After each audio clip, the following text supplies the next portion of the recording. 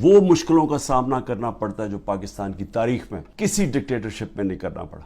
شہریار افریدی، ان کے فیملی میں بھائی ان کے فوت ہوئے، ادھر نہیں جانے دیا، جیل میں رکھا، توڑنے کی کوشش کی گئی، ان کی بیوی کو پکڑا، پھر ایک دفعہ اور پکڑنے کی کوشش کی، بیوی بچوں کے ساتھ تھی. تو میں ان کو خاص طور پہ سلام کرتا ہوں. اور اعجاز چودھری اس وقت وہ ڈائبٹیز کے پیشنٹ ہیں، 70 سال ان کی عمر ہے، ان کا وزن کم ہو چکا ہے، وہ بھی ٹوٹ نہیں رہے.